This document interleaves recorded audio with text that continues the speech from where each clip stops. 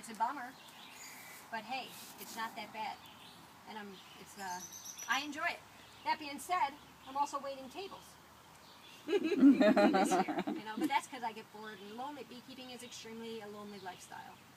There's not that many people that can relate to what you're doing, you know, especially on a larger scale. I mean, in January we're working 75 hours a week, and it's not sitting in an office typing, you know, it's picking up heavy stuff all day long. And so I think that's, but it is each one of us, you know, we have our own philosophy about it, or what we're going to do, or what we're capable of doing. I mean, there's sometimes stuff I wish I would have done stuff yesterday. I didn't. You know, I was capable, but I didn't. Kara, there was a lot of talk last year and this year about the packages and how small the queens were. Does size matter? That's what she said. Yeah. Yes and no. A good laying queen is a good laying queen. There are scientifically reasons why it would be good. There's more, I'm going to mispronounce it, but ovirals, I believe it is, similar to ovaries, and a larger capacity for storing sperm. But she might be big. I mean, sometimes I have them hatch out in the incubator or whatever, and they'll be huge. But they haven't been mated properly. They haven't been mated at all yet, and they're already that big. So And they're still big. Huh? So she has great potential to be a great queen. Yeah. So in that regard, yeah, size matters. To begin with. Do they get bigger? Yeah, they get bigger. Yeah. Yeah, after they get mated, they get bigger. And that big queen, if she gets mated poorly, she might not be that good. Whereas the skinnier queen, and maybe I'm prejudiced, the skinnier queen got mated a lot and is way better than this large queen. So there's a lot of factors that go into it. So it's bogus to say that the packages are crappy because the queen was small. She That might could be not a have been. She might not have been mated That properly. could be a factor. Right. And also, you know, every year is different. Right. And people who are trying to make a living doing beekeeping, selling packages, okay, they need the money. And sometimes the weather's not there and they still need the money. Right. So your package is not going to be as strong. But next year might be an awesome year. And that package is going to be super strong. You know, we're all kind of experiencing this together. And everything is subjective to change. You know, when I created my business plan, my dad, who's an engineer and also a businessman, was like, you need to set down this 3-year plan and figure out everything, you know, or a 3-year and a 5-year plan. Oh, okay, Dad, you know, because he's smart. He knows what he's doing.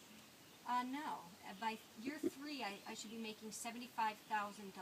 And I'm not. That's a lot of money waiting tables. Yeah. It's a lot of waiting tables to make that money is what it really is. Yeah. Wow. So, you know, who That's a knows? good tip, isn't it? I'd like Yes. just to address one other thing. There is a crossover plant, a blossoming plant now that'll get us into the fall honey flow, and it's the elderberry. If you have room and you plant a row of elderberries, the blossoms continue into September, and the bees love them, and I have quite a few where I have my hives, and it's a wonderful crossover. And you can eat it too.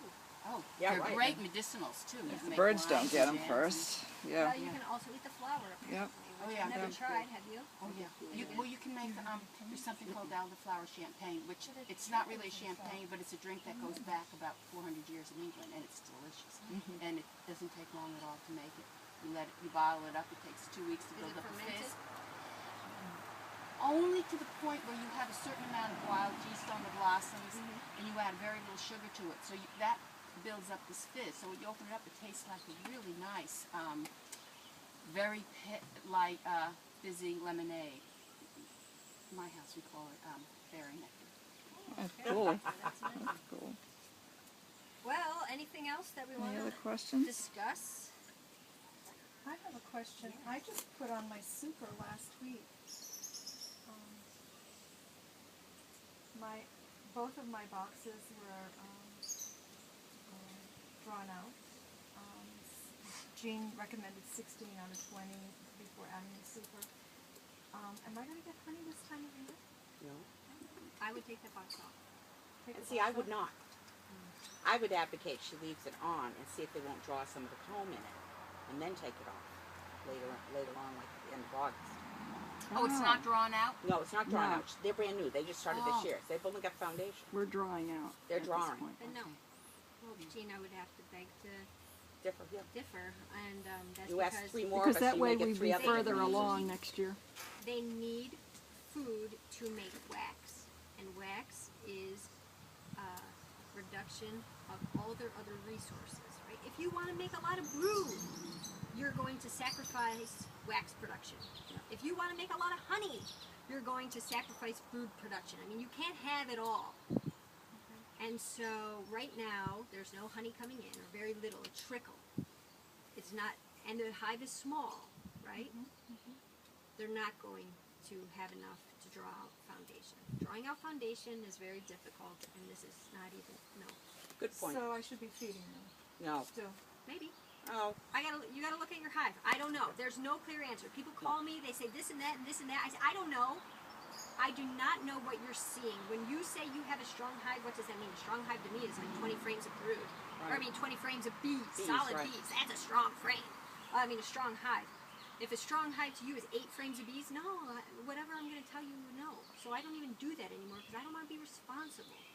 So if I have 16 frames drawn out with brood and eggs and larvae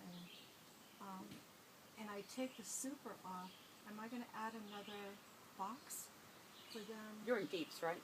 Mm-hmm. Oh, I deeps, because I forget only who's have got what. 2 deeps for each hive, and then I've got mediums. And I put a queen excluder on, and I put the super on, the medium. Now, I know I didn't tell you to put a spring excluder on. But why not? Why not? Well, the reason I don't tell them to is because, one, I don't believe in them. I Why don't. they exist. Oh, I know, but I don't believe in them for what they're doing, just, regular hives.